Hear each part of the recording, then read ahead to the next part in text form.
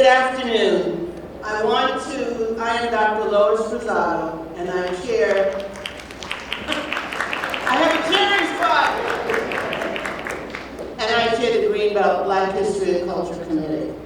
And I just want to take this opportunity to thank each and every one of you for coming out to what is going to be an incredible concert and a display of composers from the African Diaspora. I also want you to know how intergenerational our concert members are. Isn't that fantastic? At this time, I'm going to introduce our guest speaker, Patrick D. McCoy, who's an arts journalist, organist and choir master at St. John's Episcopal Church in Beltsville, Maryland, and who will give us some insights into the music we're going to experience today. Patrick?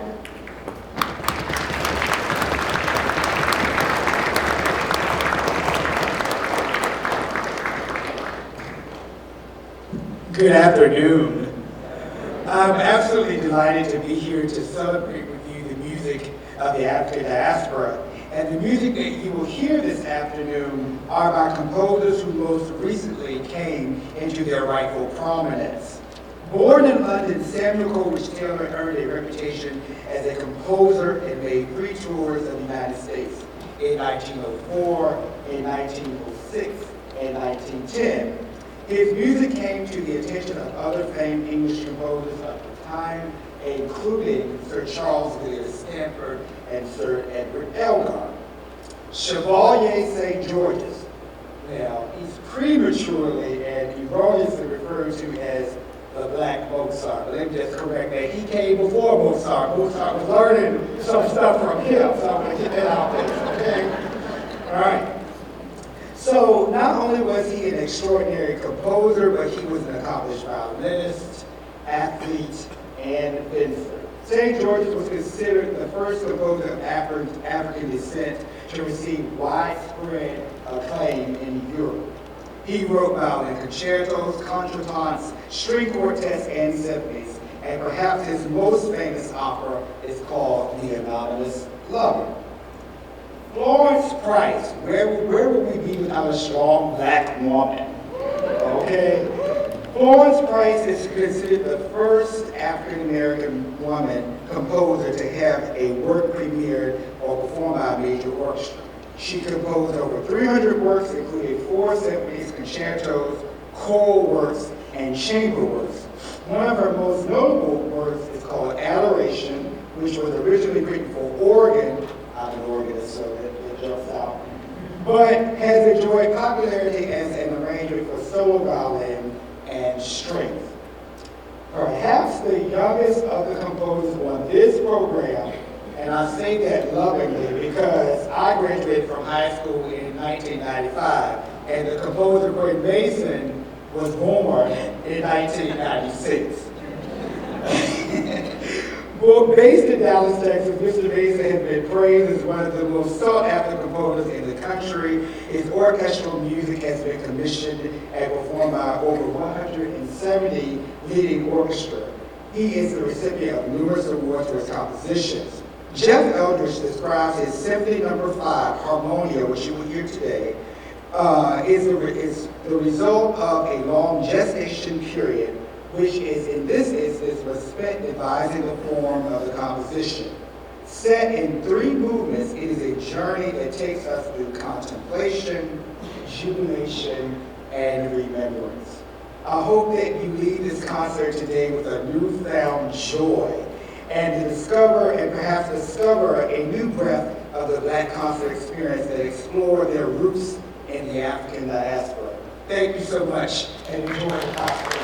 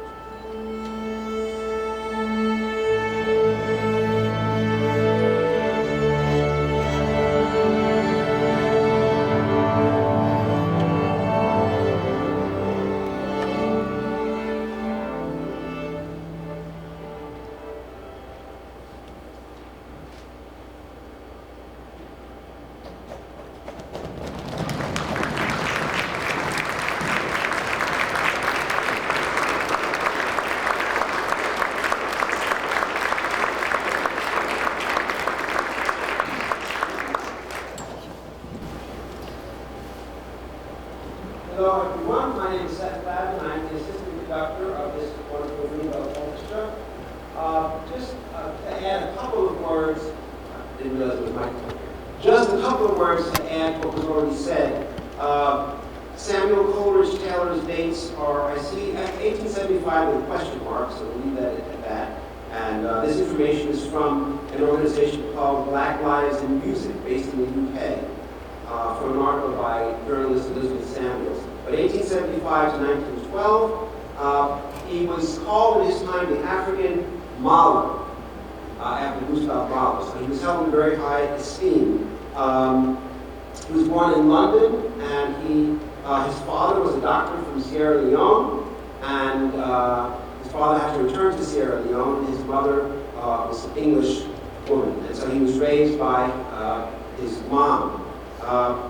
Despite all of the racism and colonialism, or colonial attitudes, I would say, toward people of color in Britain, he was so talented, and his father played violin, that he was given a violin, and he was so talented that he was entered into the Royal Conservatory, I should say Royal College of Music at the age of 15, and he was absolutely standing out among his peers. There's one apocryphal story that I'll tell you. I don't know if it's true, but I hope it is, because it's about time someone stood up, or even at that time stood up for the injustice that was going on. You may recall that in Britain at that time, while there were no laws against rights for black people, that didn't matter, because they still didn't have the standing that they, equal standing to white people. And I heard his story that he was in his composition class, because he switched from violin to composition because he was so talented, that the professor, Samuel Coleridge Taylor was getting some abuse, verbal abuse, I guess, from his white classmates. And again, the story may be apocryphal, but I hope it's true. The professor said, you know something, guys? He has more talent with his pinky than you have in your whole body. So I hope it's true, because you have to just stand up for what's right. And so this piece is actually the final movement from his African suite. He had met some very eminent African-American artists, including the poet Paul Lawrence Dunbar, and I'm quoting here, he encouraged the young man to explore his African heritage. And so in his later works, like this one, which was composed in 1898, Danse Negro, which by the way was originally composed for piano, and then he orchestrated it. But you can see the influence of what we call the Pan-African influence. But, of course, the proof of the pudding is in the eating and the hearing, so I hope you enjoy this Danse Negro, the final movement of the African Suite by Samuel Taylor Coleridge. Samuel Coleridge Taylor.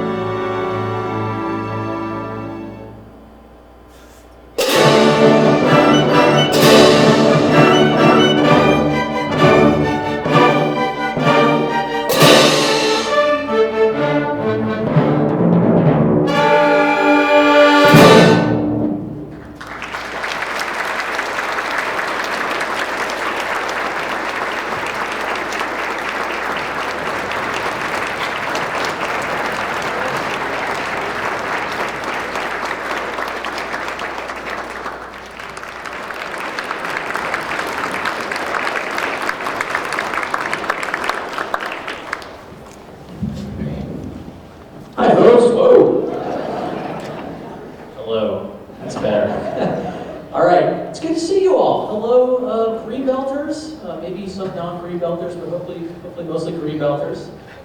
We have a very exciting presentation for you before we perform Quinn Mason Symphony No. 5. We were very, very lucky in our last rehearsal to actually have a chance to meet the composer. He zoomed into our rehearsal and gave us some feedback. And that is a really rare thing for orchestral musicians. You know, Beethoven's not calling in on Zoom, as much as that would be cool. So to get the chance to prepare this piece over the last couple of months, and then get to hear from the composer himself, you know, how does he think we're doing? What was his idea about this part? What should it sound like? It was a really exciting experience for me, and I know I think for a lot of folks in the orchestra, that was a really special moment. So we put together a little supercut, just a couple of Quinn's thoughts on the piece, which we'll use to frame this performance, which will be the second ever performance of this piece of music. So here is Mr. Mason. One time, click.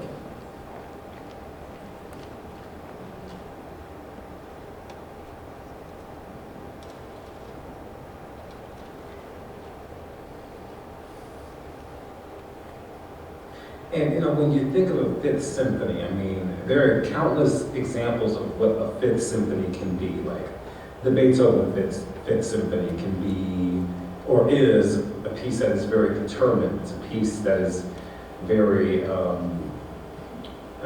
rugged in its determination.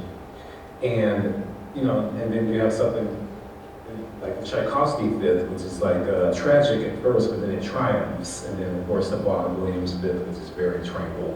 So, you know, I was faced with that. But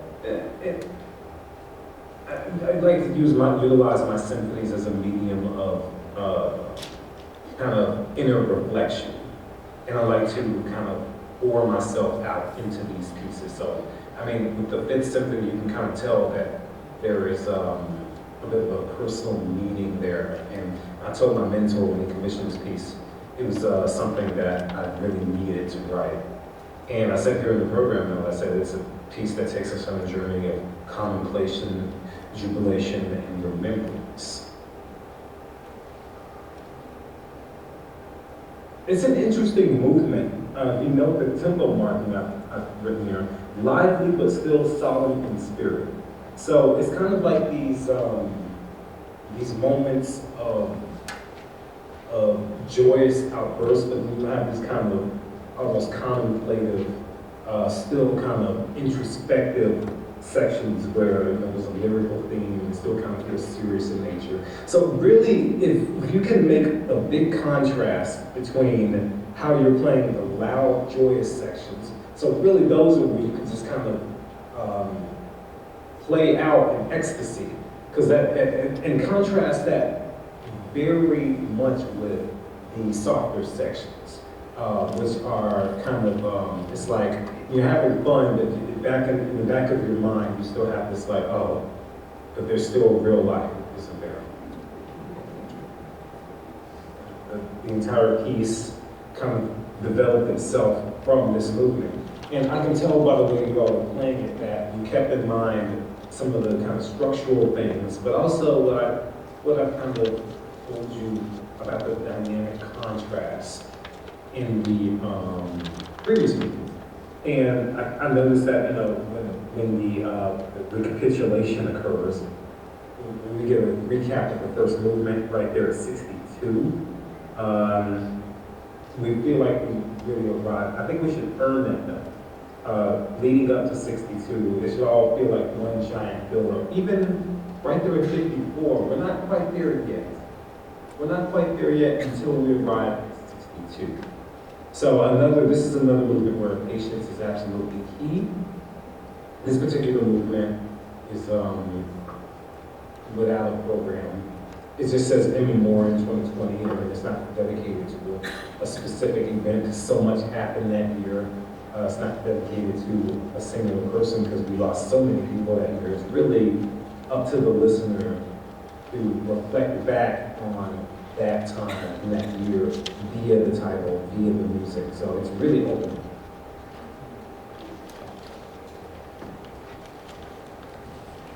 Okay. And without any further ado, please enjoy the performance of Quinn Mason Symphony No. 5.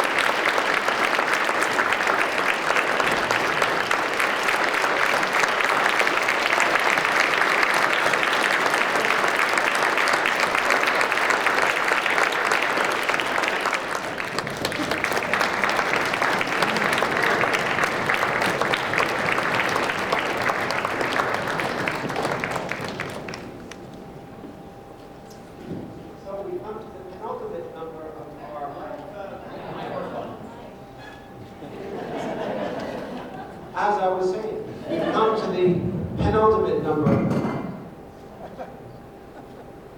Sounds like a Monty Python skit. And as I was saying, it's the penultimate number of our concert featuring works of the African diaspora. And I know that our distinguished guests talked a little bit about Joseph Ballot, the Chevalier de Saint-Georges. I wanted to add just one small, a couple of small things. First of all, we don't know the exact year this symphony was composed. It's in 3 movements, but it's somewhere in the 1770s. And I thought I'd read just a little piece of an article I read online, which says, and the first 3 words are the most important: despite these hardships, meaning racism and the fact that he was a person of mixed race living in Paris at that time, despite these hardships, Ballot was able to create it. And this symphony that you're going to hear is his first in G major. So It makes me think, when I think of despite the hardships, think of even the African American great musicians. For example, Louis Armstrong. It's even more amazing that someone like Louis Armstrong, I'm a fan, created what he created because he faced racism and all these tremendous difficulties, including health difficulties. So, again, despite these hardships, you're going to hear this beautiful, beautiful music, the symphony in G major in 3 movements by, I have to get everything right here, it's a long name, Joseph Colon de Chevalier de Saint-Georges. Hope you enjoy it.